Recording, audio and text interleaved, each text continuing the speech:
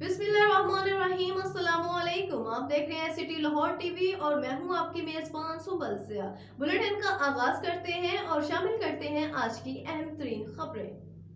खबर शामिल करते हैं सरगोदा से। एसएचओ थाना झाल चकियां सरगोदा का बाबा आदम निराला साइलिन के साथ हतक अमेज रवैया, चोरों को कुर्सी देकर चाय पिलाने लगा। 14 लाख चोरी करने वालों के साथ मुका करके अबूरी जमानत का मशवरा दे दिया।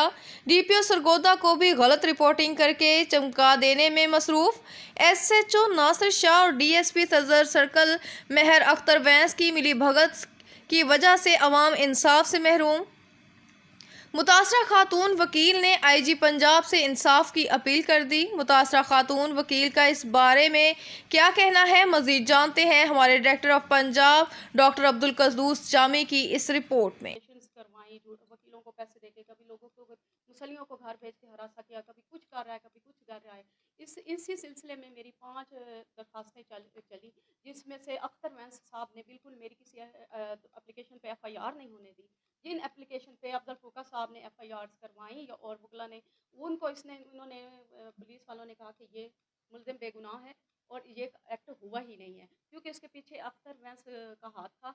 अभी परसों कल की बात है, कल मैं डीपी ऑफिस गई क्योंकि मेरे घर 1.4 मिलियन की चोरी हो गई है और मेरी मुलाजमा ही करके ले गई है। और दीतू मुसल्ली एक बहुत बड़ा क्राइम पेशा बंदा है, जिसका बेटा 9C में चालान हुआ है और वो हेरोइन का भी काम करता है। इधर उधर चोरियों की काफ़ी वारदात में वो इन्वॉल्व है। तो वो उसको हमने नामजद किया है। तो उसके बाद नासिर शाह ने कहा कि मैं आपकी बरामदगी करवाऊंगा, मैडम वकील है, मैं आपकी हेल्प करूंगा। मेरे मुंह पे मेरा हो जाता था। फिर वो जनाब जो तफ्तीशी था फारूक अमजद, आई थिंक उसका नाम है, उसको पकड़ के ले आया है दीतू मुसल्ली को और उसको बिठाया है। फिर एसएचओ साहब ने उसको चाय शाय पिलाई है। मैं ऊपर से गई हूँ, मैंने कहा आप मुलजिमों को चाय पिला रहे हैं। फिर जनाब मैं सुबह डीपीओ साहब के सामने पेश हो गई हूँ। डीपीओ साहब ने फ़ोन किया है इसको, नासिर शाह को, थाना झाल चकियां एसएचओ लगा हुआ है, और उसे ये कहा है कि ये मैडम नूरीन एडवोकेट आई हैं तो इनका ये चोरी हुई है। तो वो कहते हैं ये इनका कोई पर्सनल इशू है, चोरी चोरी नहीं हुई और ये इस तरह कर रही हैं, इस तरह कर रही हैं। और वो मुझे तो उस पर बहुत गुस्सा आया कि ये झूठ बोल रहा है और इसको पता है, इसने शामिल तफ्तीश सबको करके सारी बातें उसे का पता है, फिर ये झूठ क्यों बोल रहा है। फिर वहाँ से थोड़ी सी डीपीओ साहब के साथ भी मेरी मुंहमारी हो गई इस सिलसिले में कि ये झूठ बंदा बोल रहा है। आप ये बताएं कि एक बंदा मुलजिम है, वो थाने में आके चाय पी जाता है और फिर उसको थानेदार कहता है कि तुम जाके अबूरी ज़मानत करवा लो।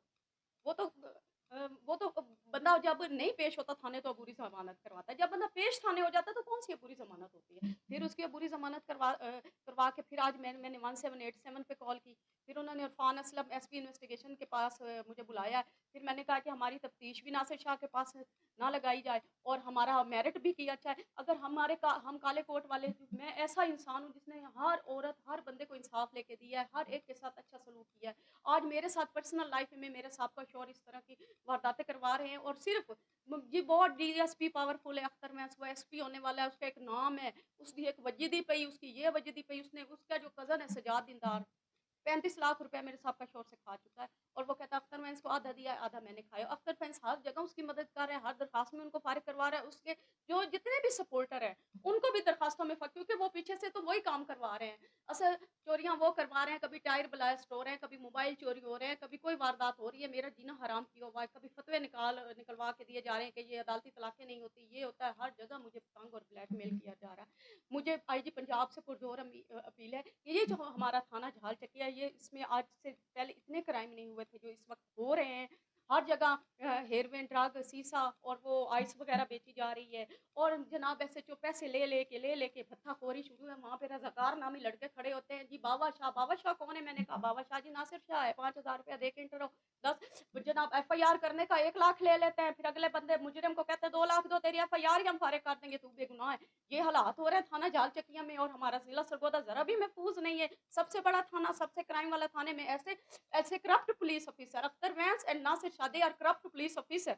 ये करप्ट पुलिस ऑफिसर है, उन्होंने करप्शन रचाई हुई, पैसा इकट्ठा कर रहे हैं और लोगों से पैसे लेके हम जैसे शरीफ, मैं अकेली औरत हूँ, मैं अकेली सारा कुछ, अगर मैं वकील होती तो कोई और होती तो खुदकशी कर लेती। ये मैं वकील हूँ, जितना कुछ सह बर्दाश्त करके इतना कुछ आगे चल रही हूँ और मैं कहती हूँ कि मुझे कानूनी तहफ़्फ़ुज़ दिया जाए। मेरा अगर मेरिट नहीं बनता, मेरी चोरी नहीं हुई, अगर मेरा साहब शौहर मुझे हरासा नहीं करता, तो बेशक कोई मेरिट करने वाले इंसान लोग बैठे ताकि मेरे साथ मेरिट हो और मेरी तमाम एफआईआर मेरिट पे हों।